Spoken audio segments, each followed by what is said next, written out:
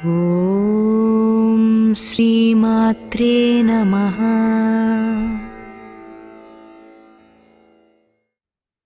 नमस्कार। आज के ऋतु विद्या के इस एपिसोड में हम देखेंगे कि एक नॉर्मल स्वस्थ मासिक धर्म के क्या लक्षण होने चाहिए। क्या ये थोड़ा आश्चर्य की बात नहीं है कि जिस प्रकार आधुनिक चिकित्सा में मासिक धर्म से जुड़े कुछ समस्याओं को खारिज कर देते हैं और कहते हैं कि ये तो मेंस्ट्रुएशन से जुड़ा एक स्वाभाविक अनुभव है। उदाहरण के लिए मासिक धर्म के समय पीरियड पेन या दर्द का अनुभव होना, या फिर मासिक धर्म के पहले थोड़ी सी मानसिक अस्वस्थता का होना जिसे पीएमएस कहा जाता है, या फिर हर महीने में रक्त के स्राव में थोड़ा बहुत बदलाव होना या फिर अनियमितता, इरेगुलरिटी। इन सब बातों को आधुनिक चिकित्सा बहुत सीरियसली नहीं लेती है और कहते हैं कि ये सब चलेगा, ये सब नॉर्मल है। हालांकि ये सभी समस्याएं आज काफी आम हो गए होंगे, कॉमन हो गए होंगे, फिर भी हमें इन्हें नॉर्मल नहीं कहना चाहिए। वास्तव में ये सभी समस्याएं एक संकेत है कि शरीर स्वस्थ नहीं है, और अगर हम इसे अनदेखा कर देंगे तो आगे के दिनों में ये मासिक धर्म से जुड़ी समस्याओं का कारण बन सकता है। लेकिन आधुनिक चिकित्सा में समस्याओं के जड़ तक जाने का ज्ञान नहीं है, और इस कारण वे समस्याओं को प्रिवेंट करने के तरीकों के बारे में भी अधिक बात नहीं कर पाएंगे। उदाहरण के लिए, जब पीरियड पेन की समस्या होता है तो महिलाओं को पेन किलर्स दिए जाते हैं। ये पेन किलर्स समस्या का हल तो नहीं है, लेकिन समस्या के कारण जो लक्षण बाहर प्रकट होते हैं उन लक्षणों को छुपाने का काम करता है। और इसी बात पर आयुर्वेद आधुनिक चिकित्सा से बहुत अलग है। आयुर्वेद ये कभी नहीं कहेगा कि ये सब समस्याएं नॉर्मल है, बल्कि आयुर्वेद में हमें ये प्रोत्साहित करता है कि हम मासिक धर्म के रक्त के रंग को, उसकी मात्रा को, उसके पोत और प्रवाह पर ध्यान दें, ताकि हमें ये पता चले कि शरीर स्वस्थ है या नहीं।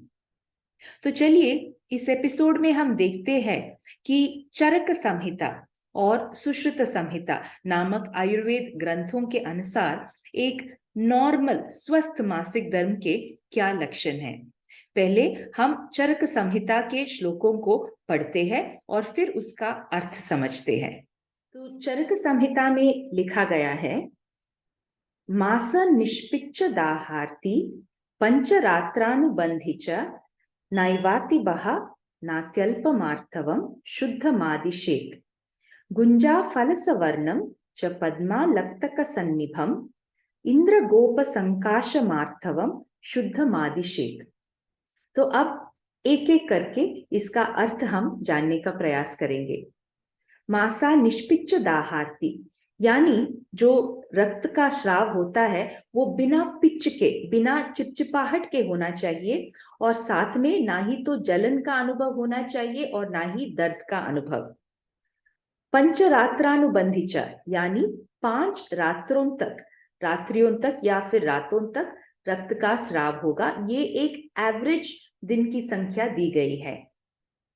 नैवातिबः नात्यल्पमार्तव, यानी रक्त का स्राव ना तो बहुत अधिक होगा और ना ही बहुत कम, यानी एक मॉडरेट लेवल की फ्लो के बारे में बोल रहे हैं। फिर उस रक्त के रंग का वर्णन दिया गया है उदाहरणों के साथ। गुंजा फलस वर्णम, यानी गुंजा फल जैसा लाल होगा, या पद्मालक्तक सन्निभम, लाल कमल के जैसे लाल होगा, या फिर इंद्रगोप संकाशमार्थवम, इंद्रगोप एक कीट का नाम है, उसकी तरह लाल रंग होगा।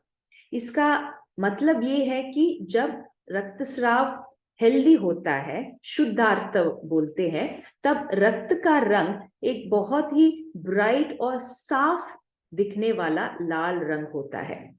तो ये था चरक संहिता के अनुसार एक स्वस्थ मासिक धर्म के लक्षण। अब देखते हैं कि ऋषि सुश्रुता ने सुश्रुत संहिता में इसके बारे में क्या वर्णन किया है।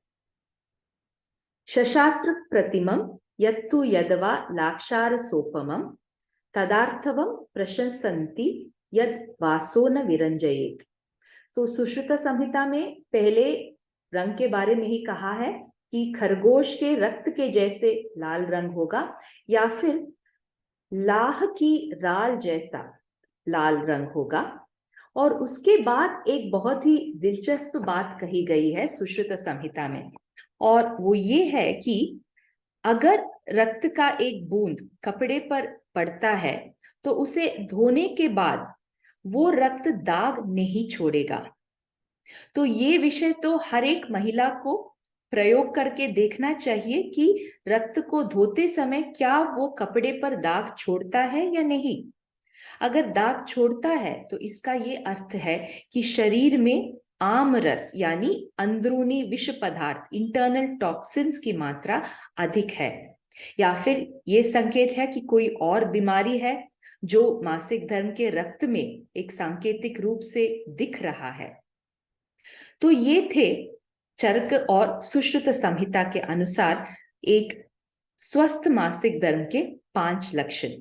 इन्हें फिर से मैं संक्षिप्त रूप में बताना चाहूंगी।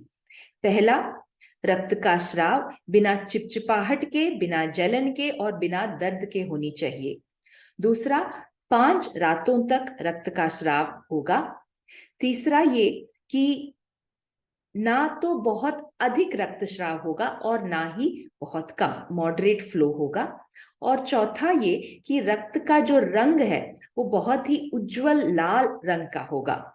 और पांचवा कि रक्त कपड़े पर दाग नहीं छोड़नी चाहिए। तो ये थे आयुर्वेद के अनुसार एक स्वस्थ मासिक धर्म के लक्षण। धन्यवाद। ॐ श्रीमात्रे नमः।